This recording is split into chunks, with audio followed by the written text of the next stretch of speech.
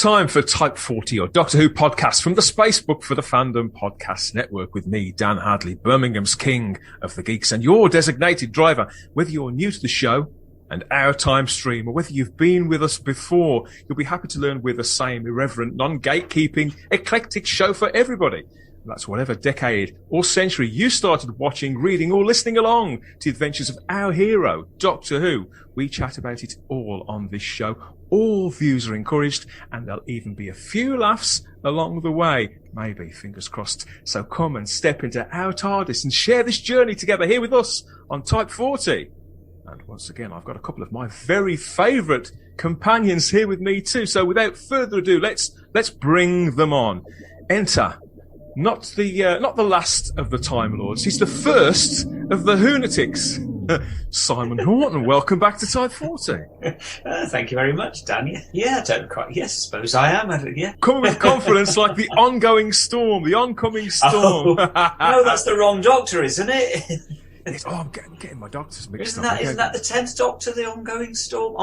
I don't know. I think it is, yeah. It's definitely not the 10th we're talking about this time. We're going one back. This is the next in our... It's going well, isn't it? This is the next in our trilogy of celebrations of the Christopher Eccleston Doctor, the 9th Doctor. A few episodes ago, myself and starry-eyed girl Sarah Graham, we were here talking about our first impressions, our lasting impressions, and our love of this particular corner to the whole Doctor Who legend, that very particular era that lasted just 13 episodes, Simon. But we felt that to revisit this time, we needed to bring in somebody whose views we haven't heard yet on it. So, yeah, thanks for joining us this time. Can't wait to see what you've got to say. But you might kick me out before we get to the end, but there we go. Oh dear. Chris, brace yourself. It's going to be the trip of a lifetime. But before we get there, what I wanted to talk to you about too was, 2004, when Doctor Who was back in production after such a long break. Obviously, it was a very heady time for everybody, probably for nobody more than it was for Russell T Davies himself, because Russell had been desperate, I think, with a small d. He'd got other things going on, bless him. But he was desperate to make Doctor Who and had been for 4 or 5 years. But so were other people. So what I've got here, these are some other pitches that the BBC took from industry pros, people who also wanted to bring Doctor Who back out of the wilderness. So this is the first one. This is from Dan Freeman. Have you heard of Dan Freeman?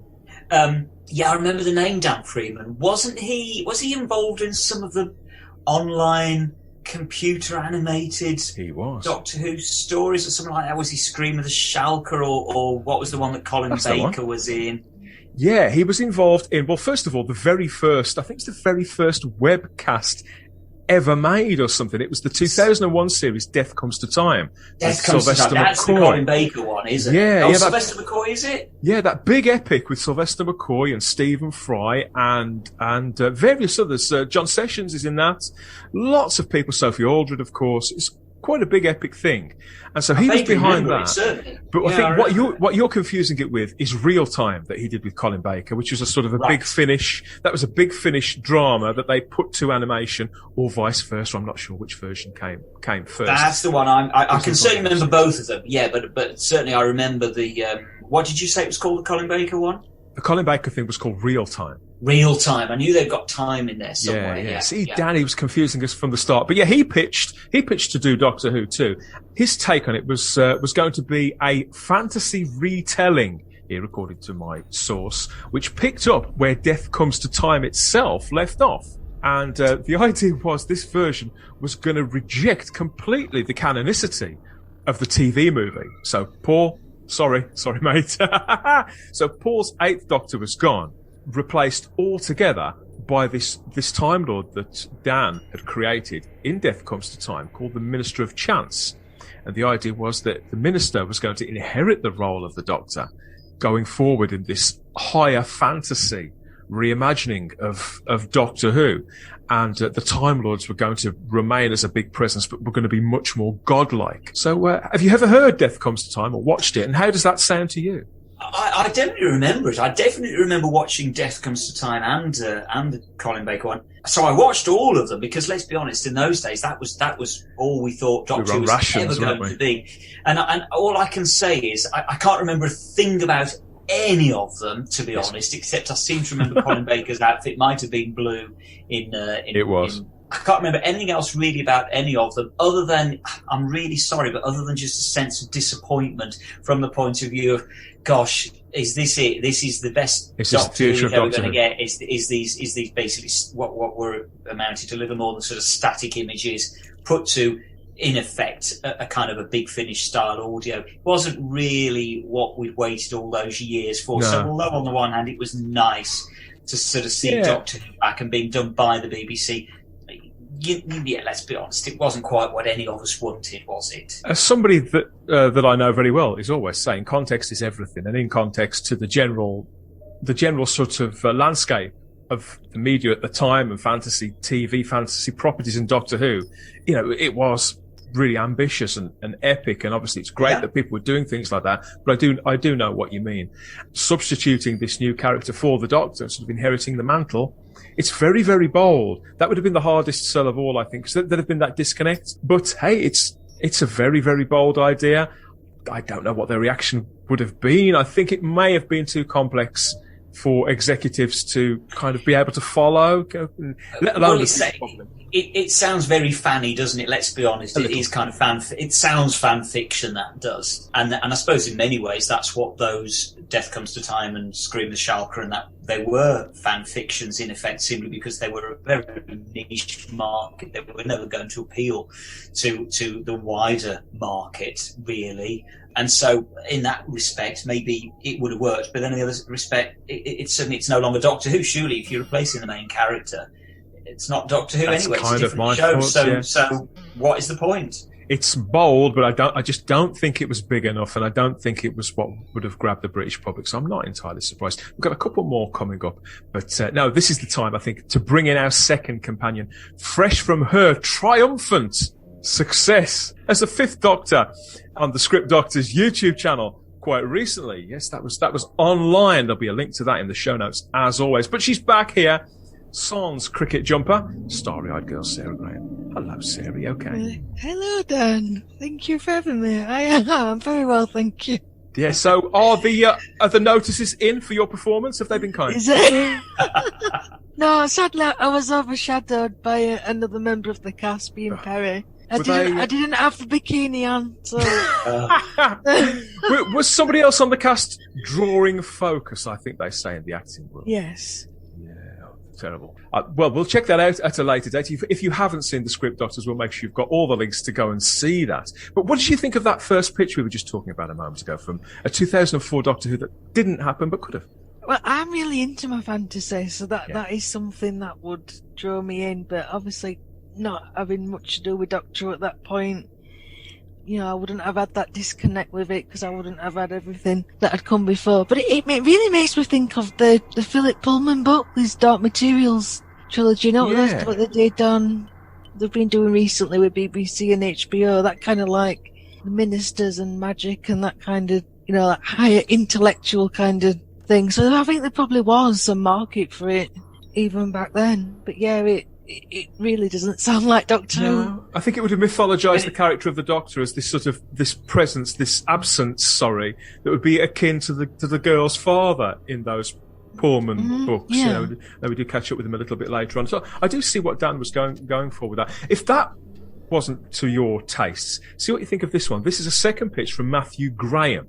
Now, you will know his name. He did get to work on Doctor Who a little later on. He wrote the 2006 classic, Fear Her, and then afterwards the Rebel Flesh and the Almost People for the Matt Smith era. But yeah, back before Doctor Who came back, he pitched for its return too. And although we don't know a great deal about what Matthew had planned, he describes it as a Gothic style pitch. Now, bear in mind, we don't get much of that in Fear Her, do we? I haven't said that. I suppose there's a lot of this darkness sort of in the centre of that.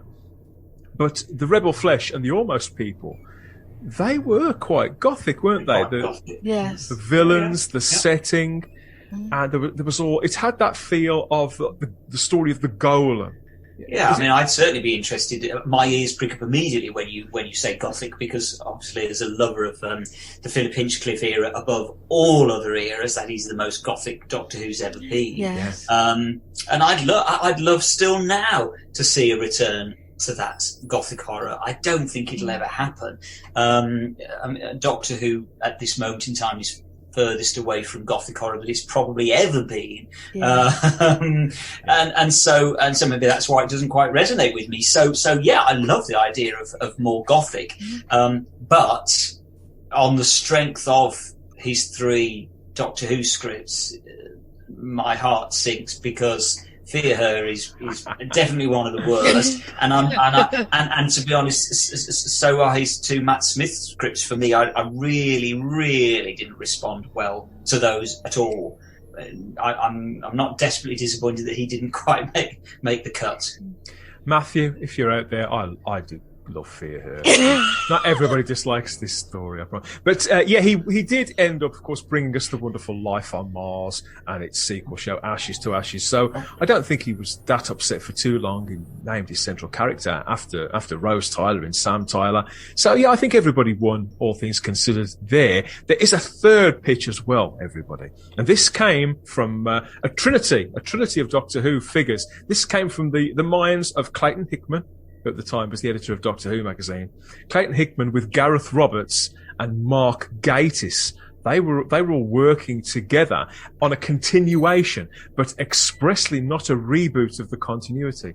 So, unlike the version that Russell T Davies gave us, where the companion's role is heavily emphasised as the audience's sort of entry identification point, this was much more about the Doctor himself. And the idea was that it would introduce the Doctor as a mysterious figure who was living in a village, working in an antique store. So it wouldn't be too far away from the original introduction in the junkyard. And then gradually the universe would sort of open up from that, really, as the Doctor being this smaller, quite inconspicuous man, living a reasonably normal life, and then the universe would open up. Of course, Gatiss and Roberts both went on to write for Doctor Who itself, whilst Clayton Hickman, he collaborated with Gareth Roberts on an episode of the Sarah Jane Adventures. And this ended up being another treatment, another idea that was rejected. But Mark Gatiss himself at the time, he was still, I think, flavour of the month. There would have been 3 seasons into the League of Gentlemen at that point. It was a huge show, probably one of the biggest comedy shows, certainly in Britain. His star was very much rising because obviously he wrote the Unquiet Dead, didn't he, for series 1 in the end. So you can see why they would entertain a pitch from somebody like Mark Gatiss, can't you, Sarah? Yeah, and it's funny because as soon as they said village and an antique shop, I was thinking a local shop for local.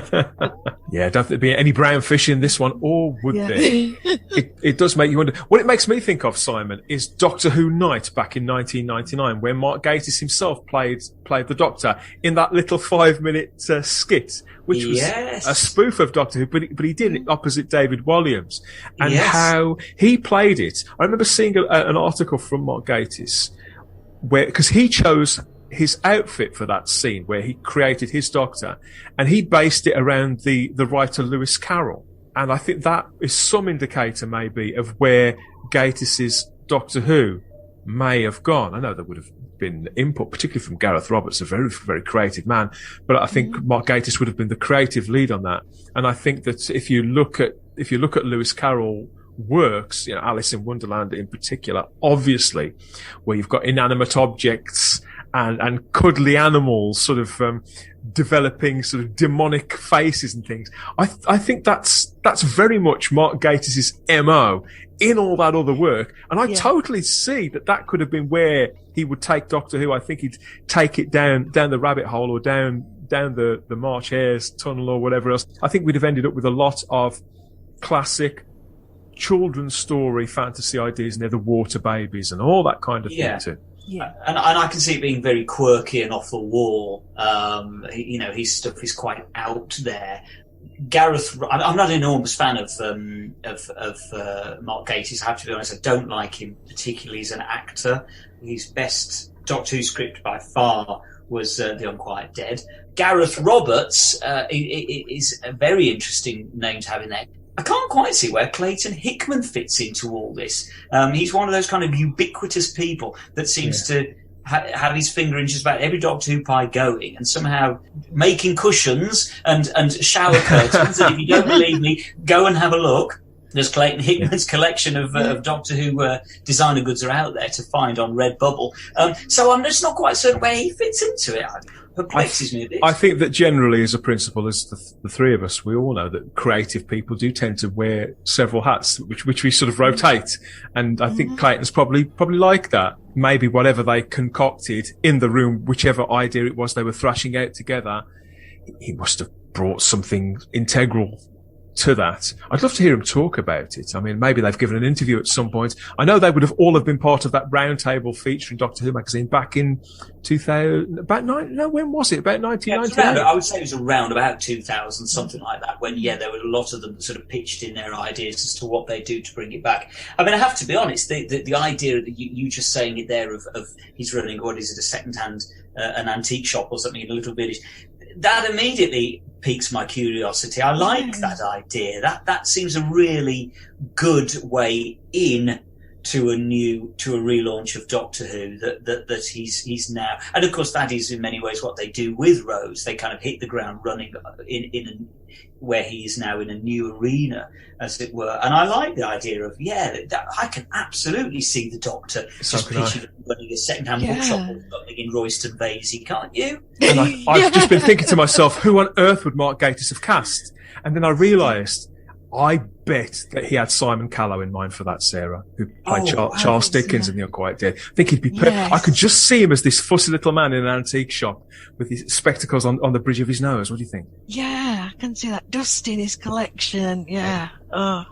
And wouldn't he have been amazing? That would have been fantastic. Or Derek Jacobi, for example. Another Derek Jacobi running a second-hand bookstop. It's great. I really like that idea. Character actors with that lightness of touch and that glint in their eye, Hartnell-esque, I suppose. What could have been? What could have been? We're going to have to go back to reality. There's no hardship in that, I don't think, beings as we're talking about something that was one of Doctor Who's biggest triumphs, the most important comeback in TV history, I would say. But before we get to that, I'm going to remind you that if you want to do some real-time travelling of your own, each and every edition of our show, past, present, and future, is out there on the device of your choice if you know where to look. Dozens of conversations, interviews and reviews stretching back over 3 years of the podcast. There's more about that a little bit later on, as well as a visit to the matrix of all knowledge. That's the Fandom Podcast Network to us, where you'll be hearing about some of the other wonderful genre-related podcasts on their master feed with us.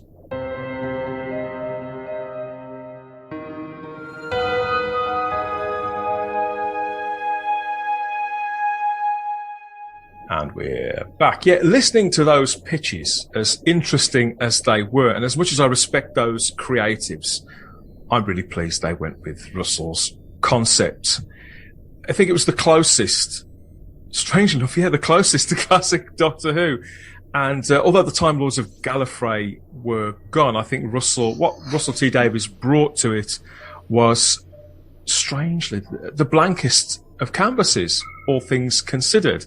A take on the show that could probably go anywhere, and with the right tone for the age, and pulling off that which I think a lot of Doctor Who pundits and key figures and writers, I think he pulled off something which a lot of people thought was impossible, in being that straight continuation of 26 years of legacy storytelling that didn't drive away the casual audience. But yeah, a few weeks ago, Sarah, we got together and pretty much had a big geek out about our love, didn't we, for Chris Eccleston? And with the fact that his return to the role and the audios from Big Finish was getting closer and closer, all this new material with Chris playing the Doctor again. And as if by magic, though, just as we recorded that last episode, Chris Eccleston, who for the last 15 years has said very, very little about Doctor Who, he started talking and talking and talking. He's everywhere. Can't shut him up now. Absolutely everywhere. And not just about these new audios, but generally too about storytelling, about how he views the show and mythology and all this sort of thing. And what I hadn't realised, Simon, is that when Sarah and I were talking about that, you'd not long come off the back, have you, at a complete rewatch of the Christopher Eccleston TV era, those 13 episodes? Yeah, absolutely. The first time since transmission. I haven't seen a single episode of New Doctor Who, not a single episode since its original transmission. And I finally got round to getting the Blu-rays of all of the up to the end of the specials, the Matt Smith specials. So I decided to start back at the beginning, obviously, and start with Rose, and that's what I did. So the end of last year, I timed it perfectly to be able to watch them through the autumn, which to me is still the right time to be watching Doctor Who, not in the spring. Yes, I agree, absolutely. And they worked brilliantly to me in the autumn. Things like Father's Day, Dalek, all those stories have an autumnal feel to them. And so I timed it perfectly then to be able to watch, of course, Christmas Invasion at Christmas. So it worked perfectly. And so, yeah, I just steadily, methodically worked through. I even watched Doctor Who Confidential after them as well, for old time's sake, to really take me back. We watched them on a Saturday night, as we would, as is right and proper. And it was great to do. I really enjoyed just revisiting those. And it was amazing, actually, how much it didn't feel like, 15 years since I had first seen them, which is remarkable when you think about it. 15 years ago. So with that, we're talking the difference between an unearthly child and what is it? Pyramids of Mars? No, it's even later than Pyramids. Ouch! Yeah, it would have been. It's Image of the Fendal, isn't it? Yeah. The Fendal, the Sunmakers. We're talking that length of time between them, which is remarkable when you think about it. But they were a lot fresher in my memory than I remembered. So as they were unfolding, I just remembered more of them. So they'd obviously, to give them credit, they'd obviously left more of an impact in my brain than I necessarily gave them credit for. So this, in the spirit of nostalgia, what I was curious about, because we weren't actually in contact around this time, you and I. No, so I was wondering, where were you when you heard that Doctor Who, this beloved show from your childhood that had obsessed you for all that time, where were you and how did you hear that it was actually coming back? I can remember I was at home and I heard it on the news. I heard it on BBC News. And at that time, when the Scream of the Schalke was announced, however months prior to that it was, I remember at that time that was on the BBC radio news as well, which was remarkable when you think about it. Because all it was an audio. It was an audio story. And what was odd about the announcement of Scream of the Schalke was that at the time the BBC said this is an official continuation of Doctor Who, and Richard E. Grant is the Ninth Doctor, and that's official, and it's all great and it's correct. So when I then very, very quickly afterwards heard the announcement about the Russell T Davies series, there was a degree of confusion, as in, hold on, I thought Scream of the Schalke, Richard E. Grant, is this part of that? So, and I think also because we genuinely were not expecting to get this announcement that it was coming back on television, I remember just stopping for a second and pausing and thinking, did I hear that right? For sure. You sure you got that right, BBC? Yeah. Because, as I say, there was this confusion over Scream of the Schalke, and anybody that was there at the time would remember this. It really was very odd, and boy, did it take the wind out of the sails of Scream of the Schalke, which had been touted as I say, the official Ninth Doctor. Suddenly, nobody's interested in Scream of the Schalke. So it was just a really odd time, an exciting time, obviously. Is this for definite? Is this real? It was almost like it was an April Fool's joke. Was Richard E. Grant ever approached to reprise it then?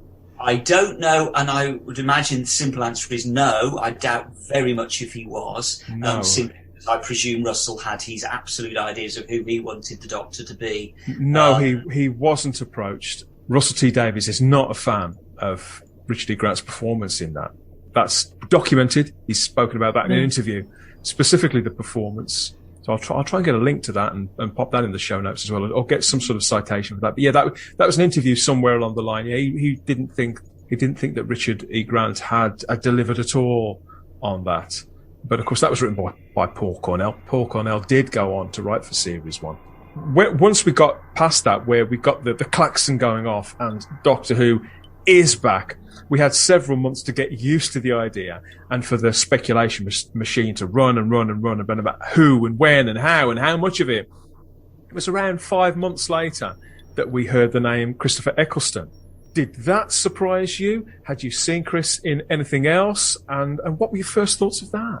I don't know whether it surprised me. I can remember my mom who reads the Daily Express every day. I remember she phoned me up the one day and said, "Have you seen who they've got as Doctor Who?" And so she was actually the one who told me this is how I got this particular bit of news. Yeah. And I was like, "No, who is it?" Christopher Eccleston. And I have to be honest, I didn't know the name Christopher Eccleston. Couldn't place it. Said, I've never heard of him. He's going to be no good as the Doctor. That's you can't have a Doctor that that I haven't heard of. Yeah.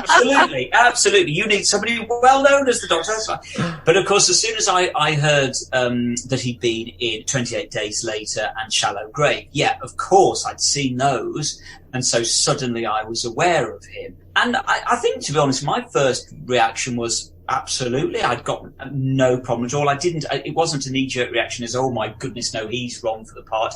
No, as I said, I'd seen 28 Days Later and Shallow Grave. He's a cracking actor. I could see him doing it. I understood why they were trying to go against conventional casting and go in an entirely new direction. So I can't honestly say that I was hugely excited. I didn't think, wow, Christopher Eccleston. No, I was completely indifferent, and I was fully prepared to give it a chance. I was excited. We were all excited at that time. It was great to know that it was coming back. And so, to be honest, if they'd cast Mr. Blobby, I probably would have been excited. And it was still... because it's Doctor Who, and it's back. And there was still that little bit of, I don't know about you, speaking purely for myself, there was still that little bit of, I believe it when I see it, about it. Something's bound to go wrong. Yeah. They say a year, but it could be 2. It could be 3. Yeah. I remember the TV movie. That took years from when they first started talking about it. Well, and also, I think to an extent there was a degree on my part and maybe on others' part as well of just trepidation anyway, not just because something might go wrong, but also because it probably won't work. It won't be successful. It won't be popular. It'll probably end up on BBC Two because it won't be up to much, and it'll just be another little bit of a damp squib. My excitement was kind of tempered by that. It wasn't even nervousness. I wasn't nervous so much as I was just weary a little bit because, to be honest, Scream of the Shalka is rubbish for want of a kinder word. It's not good. I'm sorry, but it's not good. And so, how excited can I get? Do you know what I mean? There was a degree of anticipation, excitement. I want this to be brilliant, but something I'd forgotten as well were early reports were that it was going to be 6 episodes. You think, okay, well, 6 episodes. A lot of shows come on, they do 6 episodes. It sounded like something that could have been quite finite and an adaptation of Doctor Who rather than an actual continuation. And that was a moment where, Sarah, I started to feel more like Doctor Who was back as potentially an ongoing thing when they confirmed that it was for 13. Because you look across at shows like New Tricks and like Silent Witness and all the other sort of longer running shows at the time, between 10 and 13 episodes, that did usually signify that greater commitment to be around that bit longer, to grow an audience. Do you know what I mean? Yeah. It wasn't just a flash in the pan kind of thing, an experiment. I remember, obviously at the time, they didn't realise what, how big a hit it was going to be. They weren't, as far as I know, they weren't even planning the second series until, was it at the end of series 1 or... As I understand it, the production of Series 1 was absolutely breakneck, and they were up against it all the way. They were learning on the job in virtually every respect, including Russell T Davies. By that time, he'd been working in TV. He had a couple of really big hits. This wasn't somebody who was new to TV, but they were all finding it exhausting and a baptism of fire, and the visual effects side to it in particular. I think most of them had never worked with visual effects before. And the time scales involved in that. I mean, several of the cast and crew were exhausted, not least of all Christopher Eccleston himself. Well, the other thing that as well, to put it in context, that for anybody that wasn't quite there whilst all this was going on with the announcement beforehand, you only came on board having watched those and you missed this kind of anticipatory part of it, was that for a long time we were all nervous as Doctor Who fans. Would they keep the TARDIS? Would they keep the theme music? Would the Daleks be back? None of these were givens. We take it for granted now, but at the time that it was announced, there was a definite feeling of, what will it be like? Will it be anything remotely like Doctor Who? All bets are off, that kind of thing. All bets were completely off, and I can still remember the announcement being made that, almost, don't worry, the TARDIS is going to be back, the theme music will be back, the Doctor is still going to be the Doctor, and suddenly we began, I can remember just beginning to feel a little bit more, okay, I can begin to feel a little more anticipation for it now, because at that point it could have come back as who knows what and had nothing really to do with the original series. And I can remember Russell T Davies at some point in the run-up to it saying it will be a continuation. It is a continuation of the original show, whereas it could have been an entirely new reboot that had no connection to the original show, and that was causing concern because we just didn't know what to expect. That was disconcerting, to be honest, disorientating. It's weird for me listening to this because obviously you just take it for granted that the police box is there, Yeah, of course. And we did for many years, but knowing it had been gone for so long, was coming back. There was no givens. Because we were only a few years after a high-profile TV movie which had continued the continuity of the TV show, which had continued the iconography, and was viewed, rightly or wrongly, I'd say definitely wrongly, as having been a big failure. And so why would you do something, why would you repeat that failure? In essence, fortunately for us, Russell T Davies had a better eye than that. And you got people like Mal Young in the equation, as well as Julie Gardner and Lorraine Heggessy. So I think people who were considered in surveying the territory and were accurate in their judgment, in their grasp of what the British viewing public in particular would respond to, and the cultural footprint that had been left by the classic show, and the effect too of the Wilderness Years and the rolling out of the VHS range, and the fact that it had never gone away. There was something in that. All those indicators of interest. They're like light bulbs. If you look at it as a runway, an airport runway with lights going on to guide you all the way down. If you were looking, all the signs were there. And I think that's why so many of us, every single calendar year, we're keeping that flame alive and thinking, surely this year Doctor Who must be back. Surely now. I mean, the big thing for me, Sarah, after the TV movie, I got a bit disheartened for 3 or 4 years. And I thought that Doctor Who wouldn't come back. Even when there were rumours around 1999 that Russell T Davies was going to be making Doctor Who. There was this project Doctor Who 2000. It was all in the newspapers that it was coming back with Russell T Davies 4 years before it actually did. Never went anywhere. Even in the wake of all that, I was really quite low about it all. No chance at all. But what convinced me, the penny that dropped for me, was when ITV commissioned a brand new continuation / comeback of the ATV soap opera Crossroads for weeknights. And, it came back as a 5 nights a week soap opera. And it's got Jane Asher in it and Freema Agyeman, she was in it too. And it was quite high profile and people were talking about it. I know several people at work who watched it.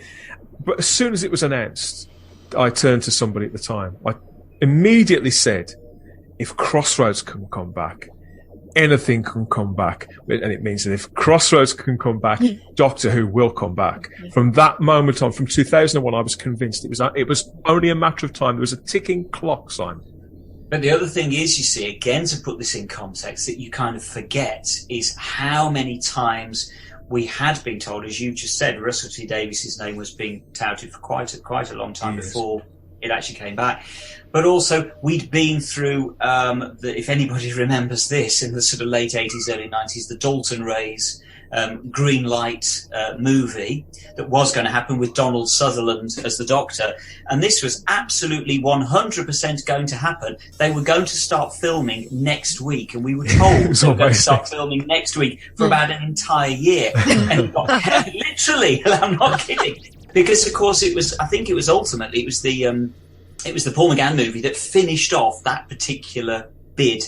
And so we'd had lots of these disappointments where we'd been promised, we'd heard rumours about it might be a co-production with America. All this had been flying around for years. And so again, when the announcement was made about Russell T Davies, there was a degree of uncertainty and trepidation, and it wasn't that you didn't believe it so much as you were almost nervous to believe, because we'd been let down so many times before. But of course it did happen, and it was, I don't think I'm exaggerating to say it is the greatest TV comeback in British TV history. In the universe, in the entire universe, everybody, whichever TV show or movie you want to hold up and say that was a bigger comeback. No, I think Doctor Who's been the biggest comeback of all time on any screen of any size. 13 episodes of brave, frantic sci-fi and fantasy on a Saturday evening that had the entire nation talking, wondering what was going to happen next, latching on to the characters, not just of the Doctor, but of Rose Tyler, played by Billie Piper, and Captain Jack Harkness, and Mickey and Jackie and everybody else. They became like extended family, and the entire nation was invested in what was going to happen. And strangely, for a show that had just come back, we were kind of curious and waiting to see how this Doctor was going to die, because that was another strange element to it too, wasn't it, Simon? That within 48 hours, we knew that this Doctor's screen life was going to be really quite limited. Can you remember reading that in the paper? I can't actually remember. It was between episodes 1 and 2, wasn't it? That's right. Yeah, it was on the Monday. So we got told how fantastically successful this show was, but it's ending. It's going. I can't remember. I don't remember that. What I remember more was the leaking of Rose the week before transmission. That's what I remember absolutely distinctly. And again, this was on BBC News that, boy, Rose, the entire episode had been leaked. And I know people that had it. I didn't have it, didn't want it. I was offered it. I didn't want it. I wanted to watch Go Out Live as I was meant to see it. Mm-hmm. The fact remains, it was a really, in a way, it was a really turbulent period.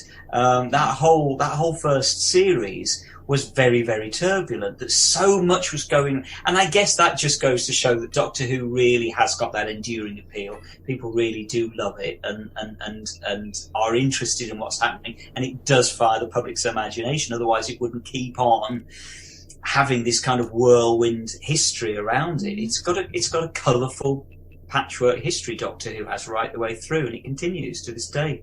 Unlike most other TV series, if you think about it, how many other people would be okay? You'd get a concern if a major episode of, I don't know, EastEnders was leaked on the internet, but that's about it really. Most people wouldn't really care, would they, if a show was leaked?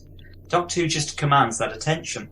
And that interest in what is going on behind the scenes. And it's not just gossip though, is it, Sarah? There's nothing necessarily salacious about our interest in the making of Doctor Who. It's a genuine investment and interest and concern, isn't it? And kind of more like a football supporter following a club.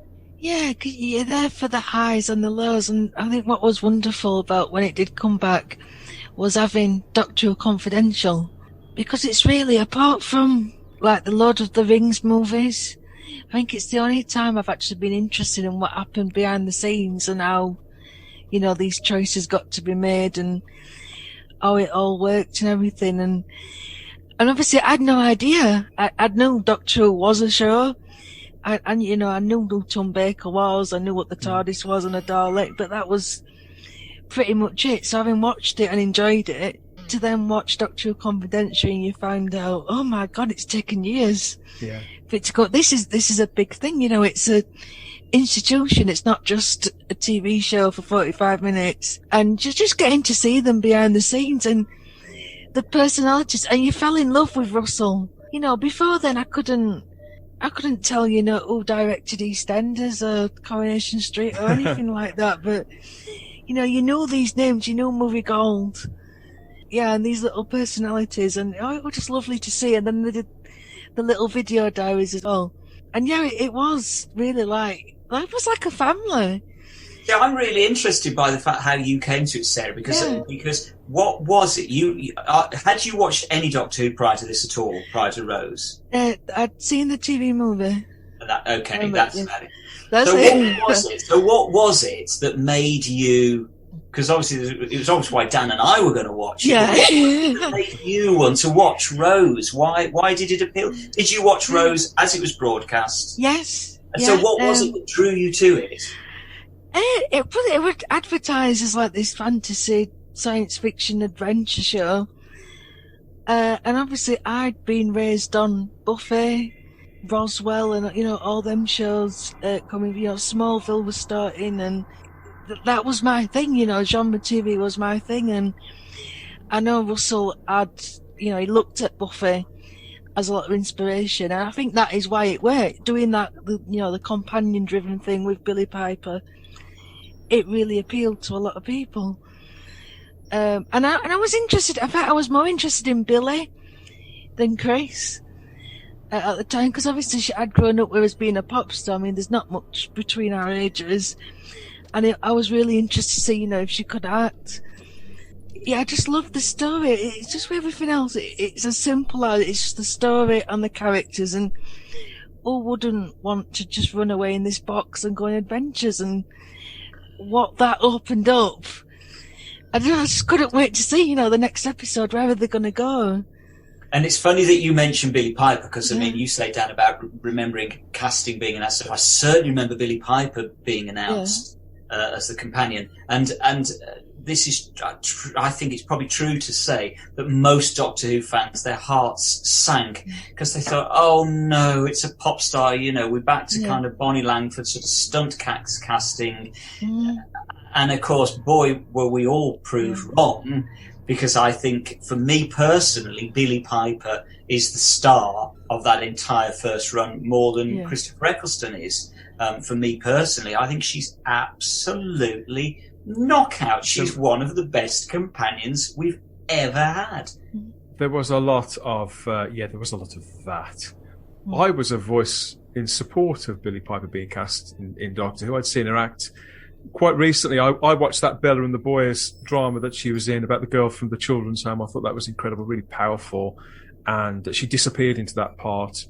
And I'd heard her singles as well. I used to listen to Radio 1 back then at work, so I heard those songs. They'd driven me round the bend and all the rest of it. So I was well aware of who she was. But I enjoyed that. Yeah. There was there were these updates of Chaucer tales as well, Canterbury Tales that the BBC made. Yes, she was in one of those, and she was really good in that. She played a sort of a Lolita kind of character in that, the kind of role that would usually go to a pop star who was going into acting, looking back.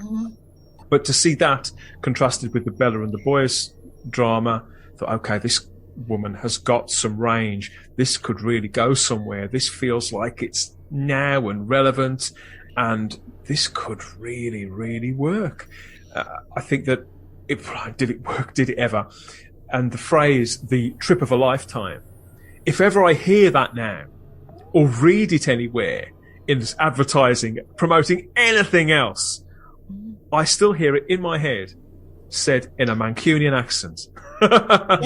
Yeah. And oddly, the thing that I remember more than anything is the trailer that they did with Billie Piper, where she's standing at the TARDIS saying, well, I could be this, or I could be carrying on working in the shop, or I can't remember exactly what the lines are, or I could go off with this bloke in a TARDIS around the universe. What do you think? In her London accent, her Cockney accent, and I've never forgotten that. What do you think? And that was brilliant. Well, of course. And he's just stood in the background, not saying a word. This is looking solemn and mysterious and unknowable. Yeah. It still makes... It sets the hairs on your back of your neck. It makes you laugh. I mean, you can't see this, listeners, but we're all sat here just beaming. We are beaming. Talking about this. Because it was exciting.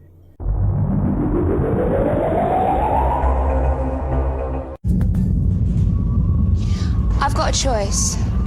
Stay at home with my mum, my boyfriend, my job, or chuck it all in for danger and monsters and life or death. What do you think? Doctor Who, coming soon to Saturdays on BBC One.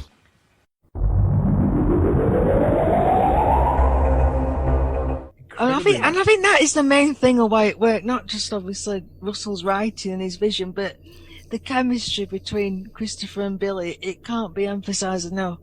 Sadly, yes, it was all over, or at least that incarnation of the show, just 13 weeks later.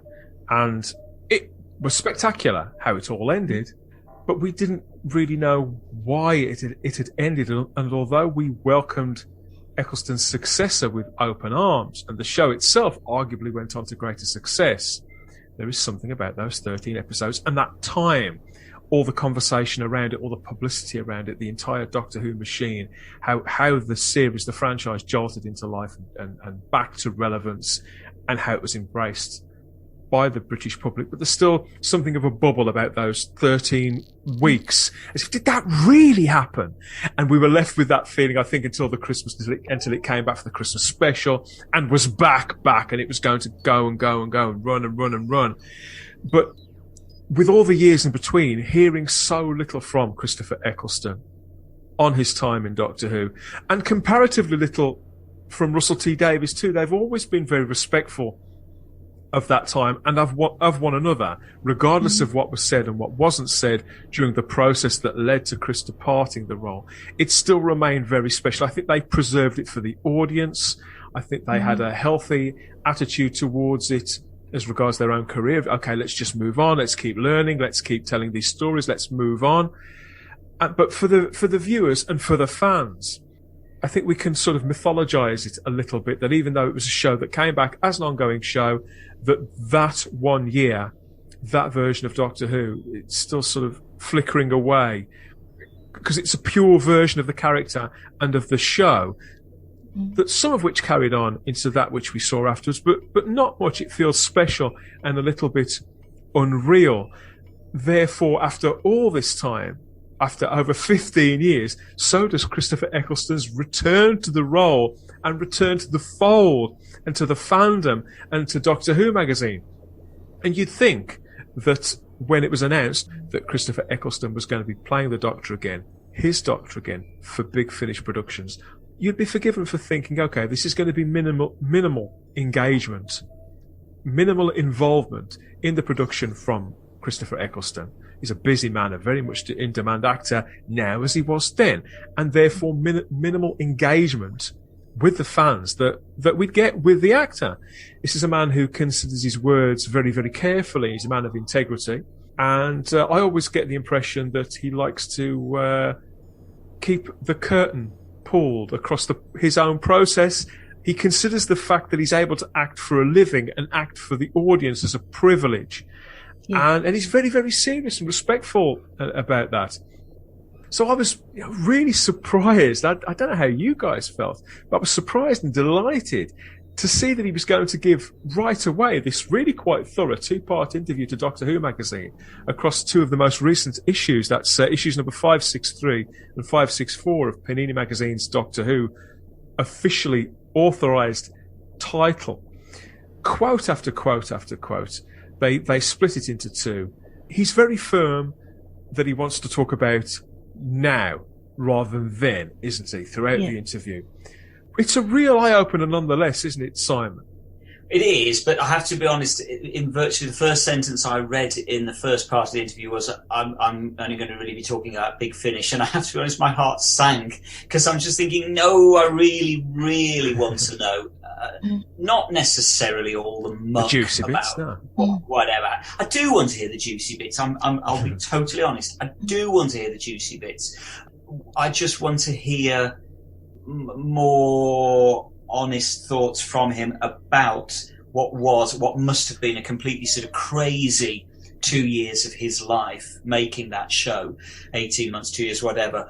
And so I really would like to read his thoughts on that now in hindsight, all these years afterwards, where he can look at it more with the cold light of day. So to hear that he's emphasising, it's clear he doesn't really want to talk about what has gone. He only wants to talk about what's happening now. And that was something of a kick in the gut for me. The immediate tone that I got from it, Sarah, was that we were sitting down with Chris Eccleston and that he was kind of standing up and laying an arm down and offering us a chair at a table with him. I mean, one of the very first things that he says, in fact, it's on the front of the magazine, on the cover in big letters. He says, as regards the audience, because in that time in between, he had said so little, up until quite recently at a couple of conventions. He had said so little, and a lot of the fan base felt a little bit dismissed by that. Yeah. And so there was a certain distance there. There were some strong opinions out there about the actor from some people that we know, really kind of almost resented him and felt that he didn't love us or value us as fans. But one of the very first things he says is, I've always believed that people who watch the show know who I am and what that role meant to me and what I gave to it. There's no mincing words there at all, is there? And in fact, there's everything that he says throughout this interview. It's all very direct, isn't it? It's very plain English and no nonsense. Well, this is what I like about Chris, is because, and maybe it is because of his background, he is very, not confrontational, but he's direct. He doesn't pussyfoot around things. He doesn't shy away. No. He doesn't always, obviously there's a game that's got to be played when you're an actor and you're promoting stuff. But I never get that sense of him doing, some actors you can really tell, can't you? So I think, if he has taken the time to sit down and do this, he's going to do it properly. And yeah, the fans deserve to know. And I think because he has been so tight-lipped, I think that was, like you were saying earlier, it was to preserve it for the fans, and to keep going on about it and delving in, would it spoil that, that time? I found it difficult. That time brought me so much joy as a viewer and as a fan. And then you find out from his autobiography, he was dealing with mental issues and his anorexia and all sorts, as well as, the constraints of the job and, the turbulent filming and, the arguments that went off behind the scenes. And you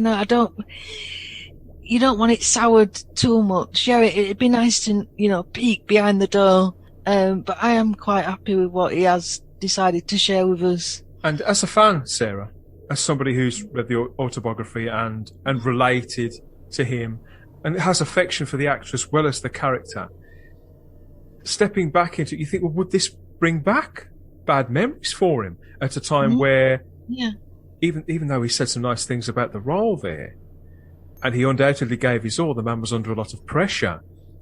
Was he really sure that coming back to this part in any context was the right thing? You couldn't help but worry for him.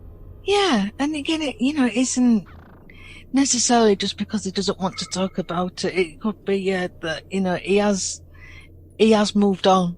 That that's it, and he's walking away. But what I found from his autobiography is that he has gone back and he has watched himself. He's watched himself with his own children and enjoyed that experience. So maybe that he's kind of like chosen to embrace it again because he's now seeing it in the eyes of his children.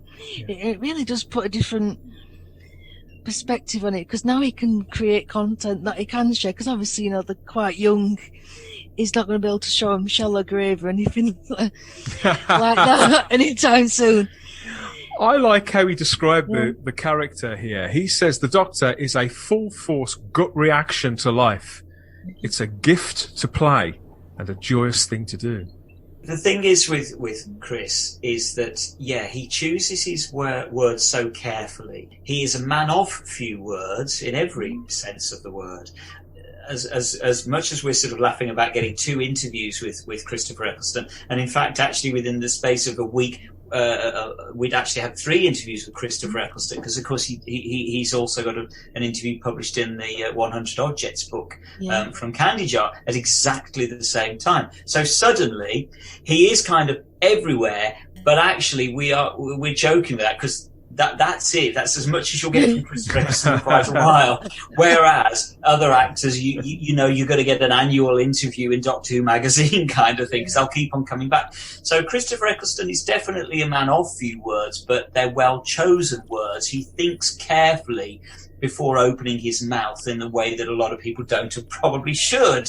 But also within that, although they're carefully chosen words, I like the fact that he is also so honest and so direct. He calls a spade a spade. And I see Chris as very much a dichotomy, really, because on the one hand, he's a very actorly actor in that he takes his acting very, very seriously. He is an actor with a capital A. There are lots of photos of him, aren't there, of him in other roles holding schools, taken in darkly lit alleyways, frowning.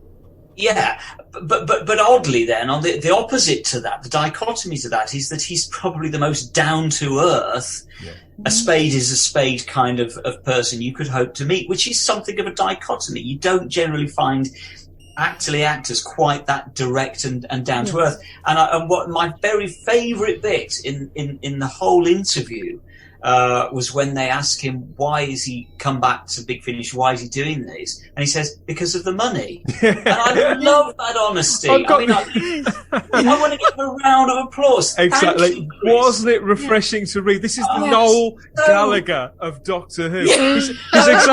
His exact words here. Yeah, because obviously this is the question that a lot of people, the more cynical amongst us, among fandom, may have been asked, why now? Because we never thought he'd do it. And he says, I've been asked on a few occasions, but it wasn't the right time because of various things about where I was in my personal and professional life. And then it became the right time. And yet he does mention the fact that it was a pandemic. There wasn't a lot of work going on. He's got to put food on the table. He's a father. He's got 2 children now. And anybody who is so inclined, although Chris Eccleston is a man of few words, he's a man of lots of pictures, and you can follow him on Instagram, where you see lots of pictures, very colourful pictures from his day-to-day life, some of which with his own family, and the things that he enjoys doing with his friends as well. Again, the impression of a really down-to-earth, just a normal guy who enjoys doing normal things. He's got some firm beliefs, as most of us have. But yeah, wonderful social media presence. I'd recommend it to anybody. Just go over there and you get to see little bits of his taste in music and all sorts of things. Joy. Hearing him talk as frankly as that, as deep as he can be about how serious he is about the roles that he takes. When you read things like that, you can never accuse him of disappearing up his own backside. No, not at all. And I honestly don't think I've ever heard any interview from any other actor who said I did it for the money. Apart from Michael Caine, maybe. Maybe but you have total respect for him as a result. It doesn't diminish him somehow in that you suddenly think, oh, he's just money grabbing. No, he's just honest, because let's be honest, that's what all of us work for. It's for money. And so it's, as you say, Dan, it's so refreshing to hear that rather than pontificating about how, I wanted to explore my inner self and I wanted to challenge and I wanted to work with this person who no, he did it for the money. And I love that in him. And I also like the fact that he's equally frank and outspoken about what he calls actors as demigods. Yeah. This celebrity status that actors have. And again, this is something that he apparently seems to reject quite vociferously and quite deliberately. He doesn't believe that actors should be demigods. He very much, I'm assuming, sees actors as just people who are doing a job the same as doctors and nurses and postmen and postwomen and firefighters, whoever it might be. We're all doing the same job. And I love the fact that he's able to bring that degree of frankness to the table. It's so refreshing and so honest, and you can't help but like somebody who is able to be that honest and open. And he's consistent too, as well. I remember when he was cast, he heaped a lot of praise, even though it was Chris sitting, for example, on the sofa on the Jonathan Ross show, or on Top Gear, or whatever else. He would always talk about the writer.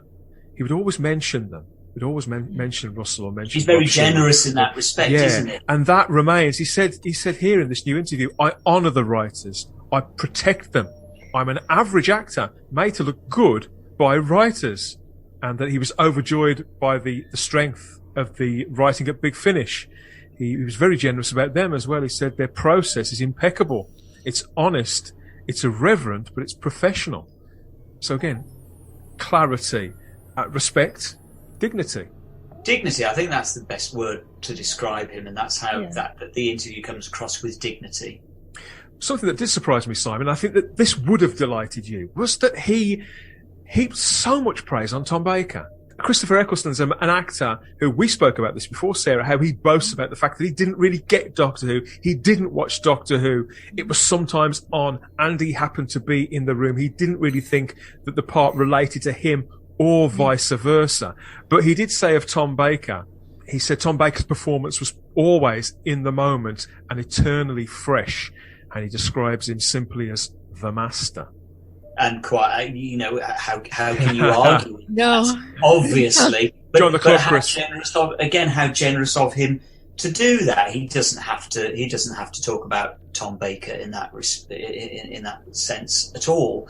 And I just like the fact that he's found something beneficial in Tom's performance. And I think the interesting thing with the Ninth Doctor, it actually shows the two extremes of Tom Baker, in that you've got the kind of buffoonery and the studenty attitude of the early Tom Baker series, and then you've also got the funereal gravitas of season 18 Tom Baker, whereas you kind of have to look at full 7 years of Tom Baker to see that full extent of the character's range. With series 1, the Christopher Eccleston series, you get all of it within. Now, maybe you could criticise it and say they kind of should have gone in one direction or another. And I personally do think they should have gone in one direction rather than going in both directions.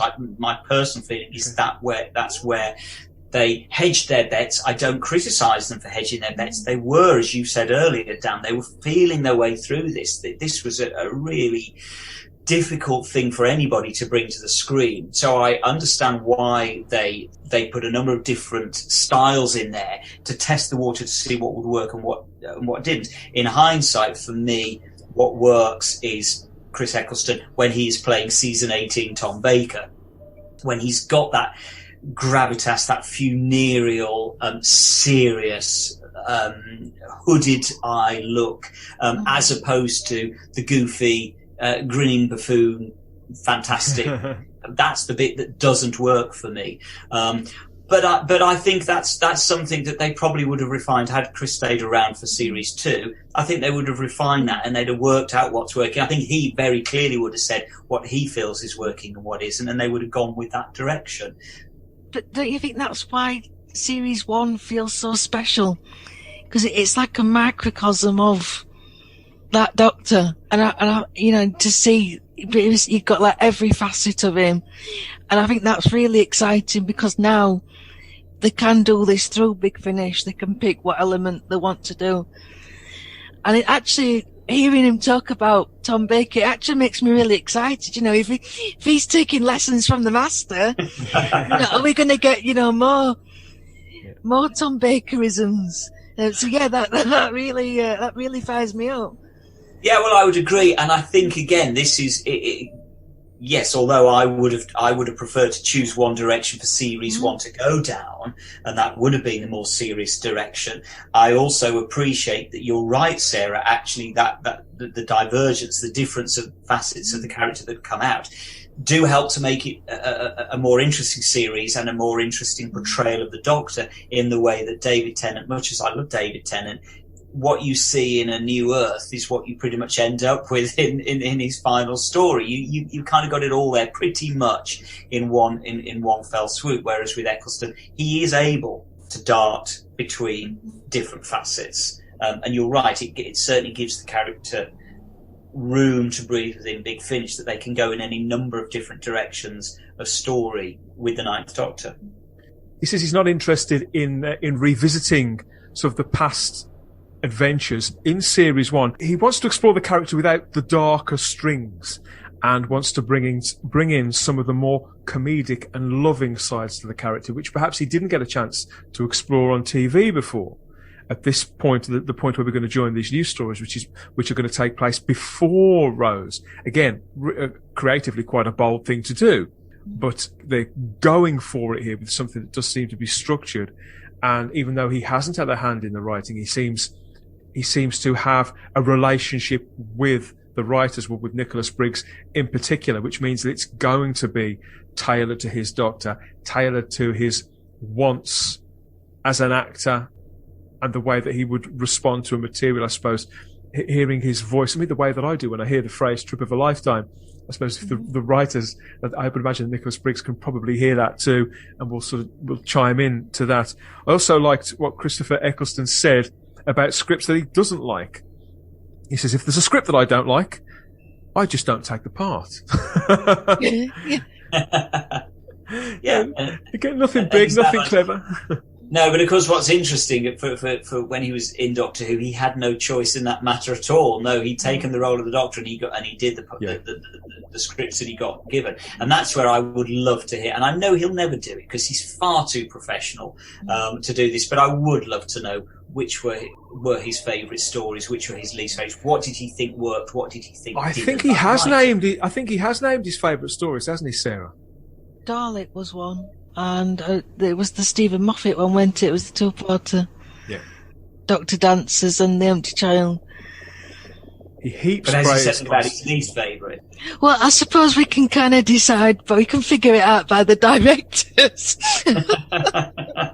Yes, there's a couple of directors that he wasn't too keen on. When they cast him, how many scripts had they got at that point? I suppose most of them, because they were filming, weren't they, within 3 or 4 months? I would imagine that at least half of them were readable. Half or more were probably in a readable state. We know that the average script goes through about 10 rewrites, I understand. But the bare bones of them would have been there. So he would have had some idea of that which he was getting into, what he could sort of bring out. I don't know. That's a really interesting thought. I don't know. I'd be interested to know. I've never really thought about that. How far in advance was he cast to the stories being written? And maybe that's why you get a certain variation within the stories, as to sometimes you get a goofy Doctor, sometimes you get a serious, somber Doctor.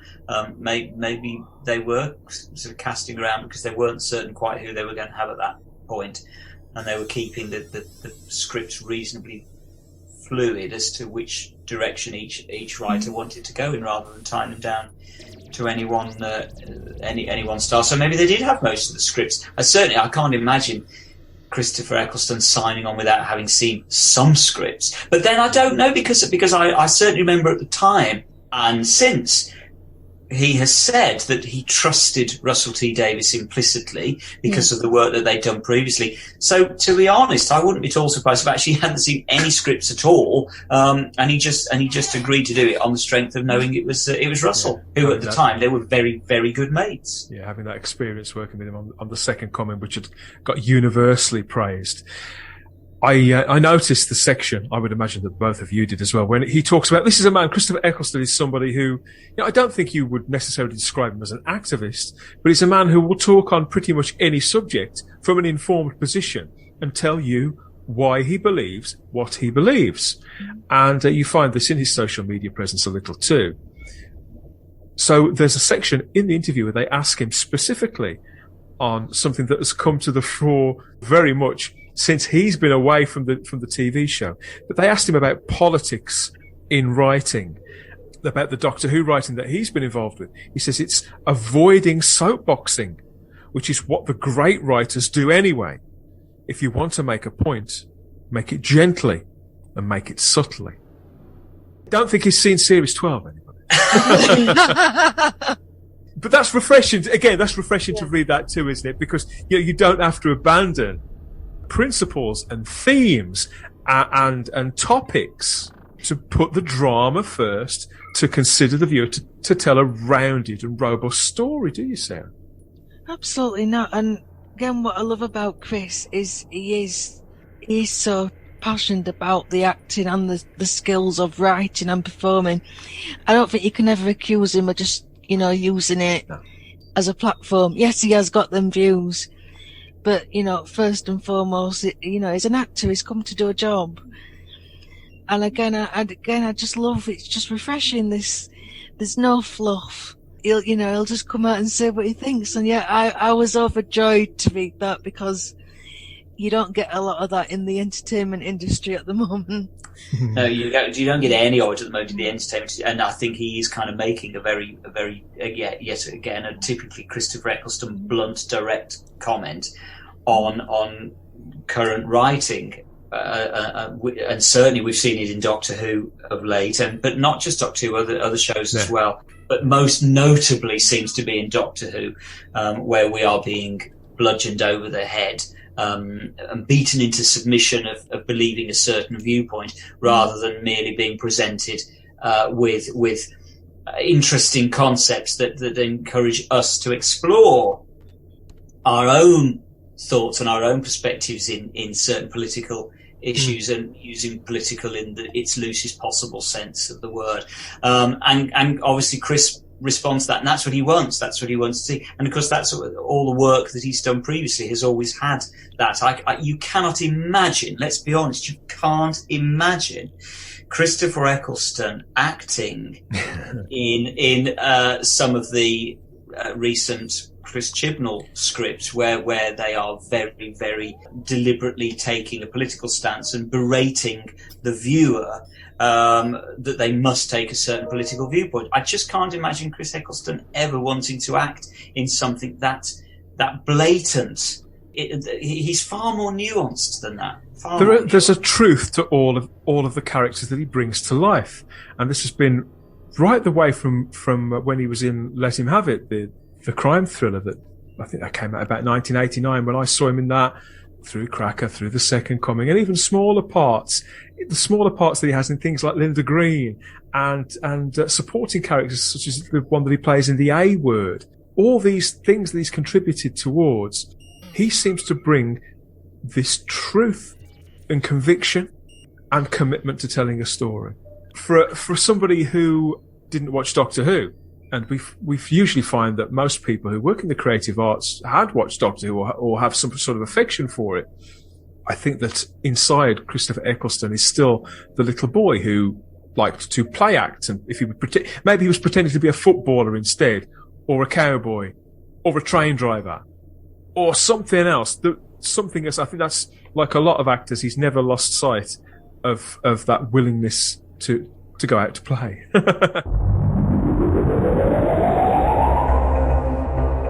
From Big Finish Productions, Doctor Who, The Ninth Doctor Adventures, Volume 1, Ravagers. I'm back!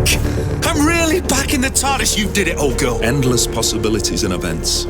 Future, past, and everything in between. I have done the thing! Temporal thing, radiating from the TARDIS like nobody's business. Doctor, I honestly don't know how this could have happened. Come on, get in. Oh my God! It's all right, don't panic! I'm not panicking. I wasn't talking to you. Centurion! Did you just fall out of the sky or something? Sort of. Yeah. So you lied to her? I meant what I said. Doctor! If you can hear me, you better get here soon! Run for it, lads! Run! But if you stay here, waving your swords and spears around, You'll be blown off the face of the earth! that macho enough for you? He's really done it now. Nova! Yeah? Hang on to something! Sir! Stop this! I couldn't agree more, Doctor. Audrey, no! Put that gun... How can this be inside your police box? Perfectly reasonable question. Target! We're being overrun! We've got to withdraw! That sounded a bit polite for a giant mechanical monster. No idea, sir. Who the hell are these people? Just quiet, please, all of you! Sort of terrifying. Pretty much sums it up. What if they grab you and try to wipe your brain? They can try! Whoa. Right. Shall we get on with this? That's not just amazing, it's... fantastic! Big Finish. We love stories.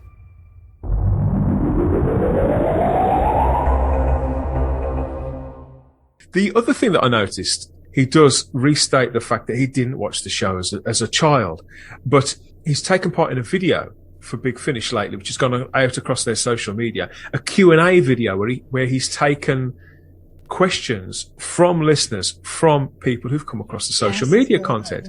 And he did it as a video piece. He did sort of direct to camera where he opens up messages and responds to them live.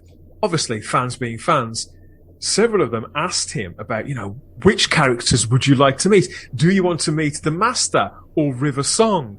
And you can see by the look on his face, and he says, I've got no idea who these characters are, but I'm open to meeting anything and anybody. So clearly he intends on certainly finishing recording of this range and maybe more afterwards. But they ask him about canon and about the legacy of Doctor Who a little bit in the interview too in Doctor Who magazine. And he says, I'm glad it pleases fans, but I am always most keen for a new alien to be created. That's an interest, even though he's not somebody who has read a lot of science fiction, he claims. He knows that this is sci-fi. He's not trying to make it into something else, Simon.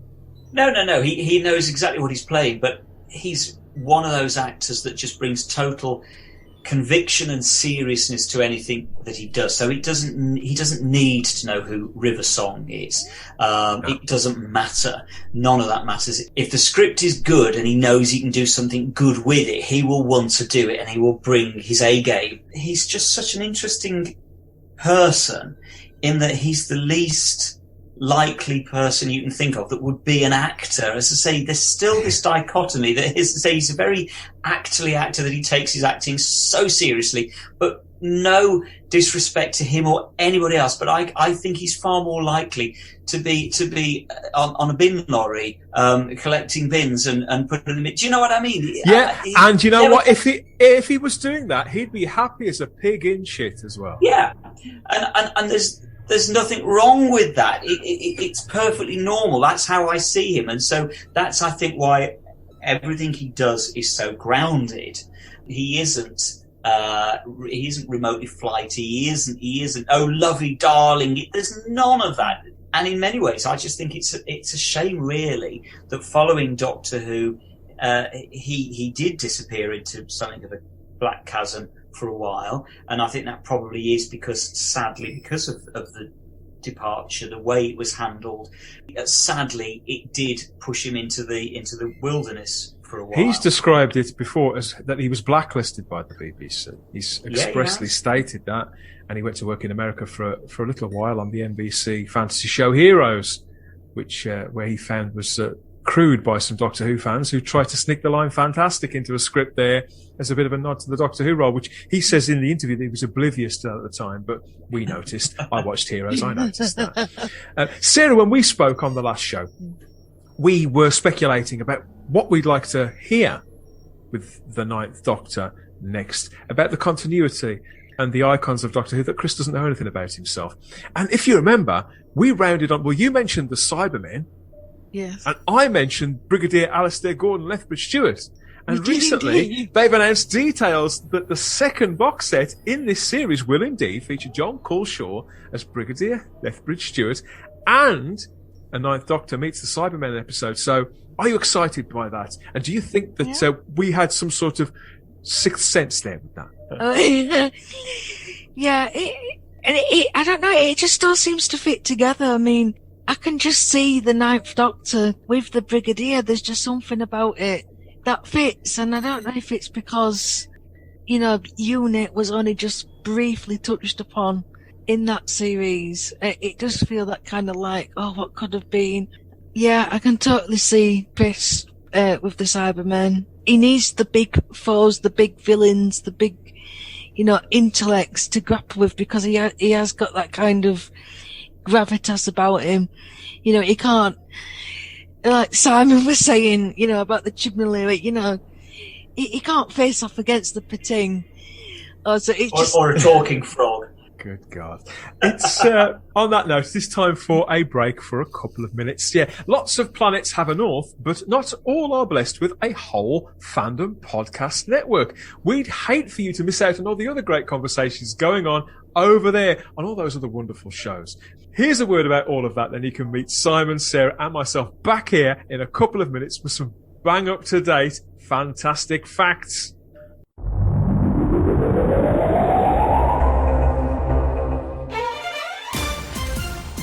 Thank you for listening. We hope you're enjoying this podcast. We like to continue to feed your ears by inviting you to listen to the Fandom Podcast Network and all of the other awesome shows we have to offer.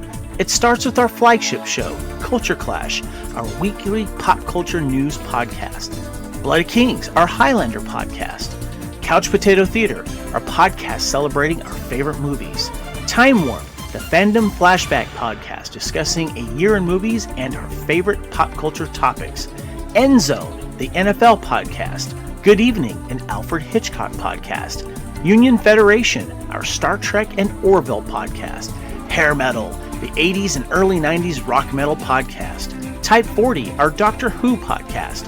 Lethal Mullet, a 1980s and 90s action film podcast. What a Piece of Junk, a Star Wars podcast. And our newest show, Making Treks, a new Star Trek podcast with a deep dive into the final frontier with host Mark Newbold and Adam P. O'Brien. You can enjoy all of these great Fandom Podcast Network shows on our master feed at fpnet.podbean.com. Fandom Podcast Network is also on Apple Podcast, iTunes, Stitcher, Google Play, Spotify, and iHeart Radio. You can also find us on Facebook under Fandom Podcast Network. You can also email us at fandompodcastnetwork@gmail.com. You can also find us on Instagram and Twitter under Fandom Podcast Network.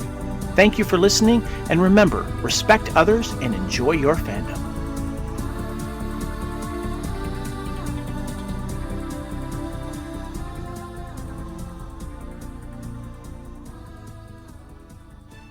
Yes, we've teased and tantalised you there. Now let us clothe you too. Head over to tpublic.com, search for the Fandom Podcast Network, and you'll find a store full of the team colours for all those shows on t-shirts, hats, mugs, and a TARDIS full of other items. Treat yourself, treat your other selves, and it all goes to support the network continuing to fill your ears with 100% fabulous fandom goodness. Yeah, don't say we never told you, okay? All that stuff is out there on the Fandom Podcast Network's master feed for you to enjoy. Fill your ears and fill your boots. Yes, the Doctor Who, the 9th Doctor Adventures, will be released by Big Finish between May 2021 and February 2022, with volumes available as physical purchases and digital downloads via the Big Finish website. Simon, on the last show, Sarah and I, we compared notes, and our top 3 Christopher Eccleston 9th Doctor moments from his era. So we were wondering, now that you've rewatched them after all that time, what's stuck in your mind? What are the essential, fantastic Christopher Eccleston moments from Series 1? One of my very, very favourite moments is that moment in Rose where you just mentioned it, Dan, with every planet has a north. I love that line, but then I love the speech then that immediately follows that speech of where he's holding Rose's hand and I can't remember the exact lines, but we're spinning on a planet at a million miles an hour, falling through the universe. It's so poetic. It's probably the best written 30 seconds in that whole 2005 series, I would say. It's just beautiful. It encapsulates everything that is Doctor Who. It was one of those moments where you kind of, well, firstly, you suddenly realise, okay, this is the Doctor. It was one of those moments that Russell needed to put in that defined it to say, whatever you're thinking, I know he doesn't look like the Doctor, I know there's no long scarf, no floppy hat, but trust me, this is the Doctor. And it was that moment, and it was lovely that we'd had that sort of 10 or 15 minutes beforehand of sort of all goofiness and tomfoolery, but then suddenly the buck stops and you realise, oh no, actually, this really is the Doctor. So I love that moment. Sarah and I both picked that, didn't we, last time? But that's the moment too, where when that scene ends, that's the first time we see him walking off to the TARDIS. The TARDIS is in the distance, and we don't see him enter the blue box. He's just walking in that general direction. And Rose, she hasn't noticed the box because she won't know what it is. Obviously that it's a TARDIS, but to her, she won't even know what a police box is. It's just there, so it's not even registered to her. it's a moment that just registers with the viewer, and the subtlety of that always hits me every time I see it too. What is your second choice? My second one is nearly his end, bless him. I just love the moment that he draws the energy out of Rose. This is in the final episode when Rose has absorbed the energy of the TARDIS, and he steps up to the mark because he knows what he's got to do, and he knows that he's going to sacrifice himself by doing it. It's such a noble Christopher Eccleston kind of thing to do. It reminds me a lot of the case of Androzani, where in effect the Doctor is sacrificing himself for his companion. And in many ways, of course, it foreshadows a lot of what happens then throughout kind of the entire run of the David Tennant era. But because it was kind of done there first, and it was done with such conviction and such belief, and I can just remember watching that for the first time on television. This was a big moment. We'd had a big 13-episode series that we actually probably never thought we would ever see in our entire life. And the fact that the series hadn't disappointed us, generally, okay, there might be moments that didn't work, but generally it's far from a disappointing first series. So that was a relief. It was, it was this relief for me that we got to the end of the 13th series. It hadn't disappointed. It was a good one. And he has this beautiful moment. Sarah talked about sort of, the chemistry between Chris Eccleston and Billie Piper, and it is there. It's all on screen, and it's encapsulated for me in that one little moment where he says, "No, now you stepped up to the plate, Rose. Now it's my turn. I take over from here, and I save you." Because I suppose as well, the last 12 to 13 weeks had been, I don't think we realised at the time, was about this sort of damaged man. Gradually, this young woman was kind of saving, pulling out of her darkness. Yeah, healing him. She was healing him, in so many ways. And I think because that last episode, which is one of my favourite episodes of the whole run, is so dramatic and and feels so important. Again, I think in later years, this desire to top last year's season finale does it a disservice. But they didn't need to do that. But all they were doing is they were topping the first 13 episodes. Yeah. And they did it beautifully, and that's all it needed. And so it had all of the gravitas and the seriousness and the import and the universal feeling about it that it needed. It didn't need anything, but it didn't need to be any more overblown than it already was. It was just pitched just perfectly. And as I say, that moment there were so many moments within that last episode. Moments of stillness, moments of clarity, rather than it just being bang, bang, bang, bang, run. No. There's so many of those moments.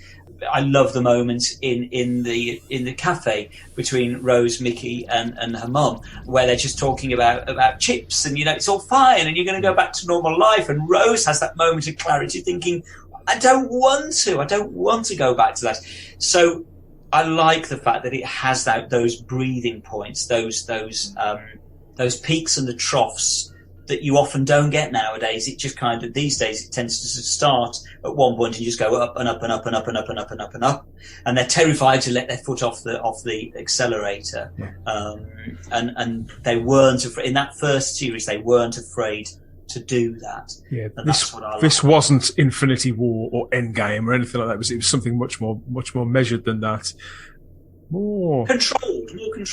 And yet it's odd because on the one hand they didn't actually know what they were doing. They, as we've said previously, were kind of thrashing around. They were desperately just trying to get a show on there that worked. What's your third and final moment? Well, my third one is really odd because as I've said all the way through, I like Chris Eccleston when he's being Mr. Serious and Mr. Somber and Mr. Funereal. And yet my absolute favourite moment is one of his comedic moments.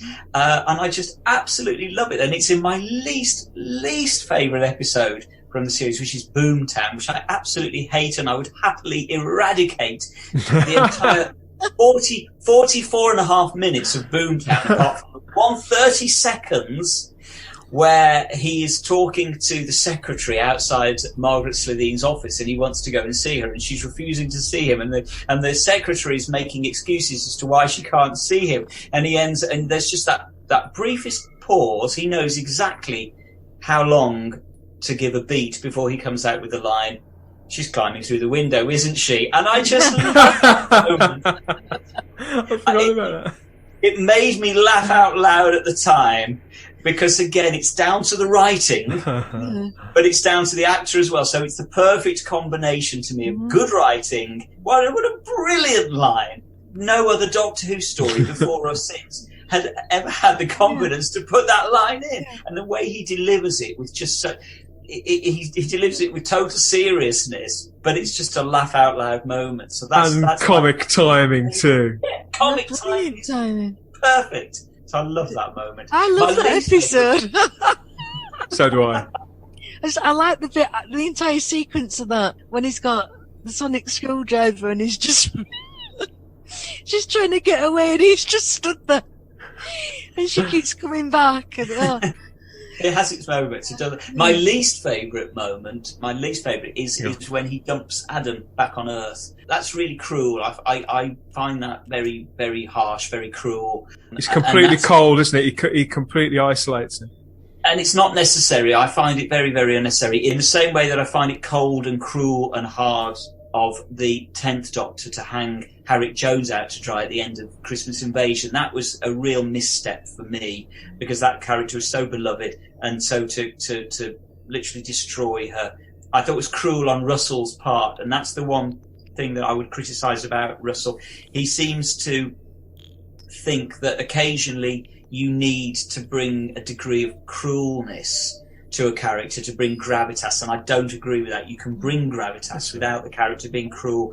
And poor Adam, come on, let's be honest, he didn't do anything wrong. He didn't do anything that you or I wouldn't have done.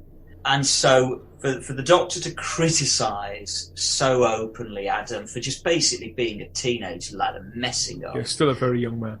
The 9th Doctor was diminished in my eyes as a result of that, because I thought, no, that's just not very nice. It is, when you compare it to the episode that followed after and what Rose did, she changed the course of history. That's okay, because they're best friends. So, whereas the Doctor was clearly jealous of Adam. Oh, there is so much up for debate in these episodes, as there are with most episodes of Doctor Who. Certainly most seasons too. I'm looking forward to talking more about the 9th Doctor very soon. We're not done with him. Our reviews of these brand new stories will be coming up very, very soon in another episode of Type 40. But that is the old girl starting up and calling time on this trip in our TARDIS. I'll be back with another Type 40. Look out for that wherever you found this. It could have been on the dedicated home feed for Type 40. Type40.podbean.com. or on Apple Podcasts, Spotify, Stitcher, iHeart Radio, TuneIn, Google Play, or the Podbean app itself. We're also on YouTube, the world's largest streaming platform, on the Spacebooks YouTube channel. Plus, we're still on the fabulous Fandom Podcast Network's master feed, loaded up with so many other treats for your ears too, weekly. Maybe you'd like to have your say. Instagram and Twitter at Type40Doctor Who, or email us type40doctorwho@gmail.com. And if you're feeling really brave and fancy some real-time, extra-dimensional chit-chat, come and step into the Type 40 Facebook group. 5 years old this summer, still full of fans of all ages, sharing classic and new Doctor Who. No stupid apes, we guarantee, sort of. Simon, where can people find you dotted around social media? They can come and tell me exactly what they think of my opinions of Christopher Eccleston by going onto the Whoonatics Facebook page. Come and say hello. Sarah, what's cooking next? Have you another script in hand already for your next appearance on the Script Doctors? Oh, I do indeed. And we're doing Time Lash. Come and see me do Perry. And I know he gets a lot of hate, but I like it because I like Paul Darrow. You're quite entitled to. Yeah. So, you know what? 100 minutes watching Paul Darrow is never wasted in any role. Yes, I even that curious character and that even more curious wig. I'm kind of fond of Time Lash too, but don't tell anybody, okay? And you can hear me on Twitter and Instagram as the Spacebook, where I'm rambling and posting away about anything that catches my eye in popular culture inside and outside of the TARDIS. Thanks again to the both of you, and thanks to you for listening. We always have the time if you have the space here at Type 40. Safe trip, happy landings, and all that. Bye-bye.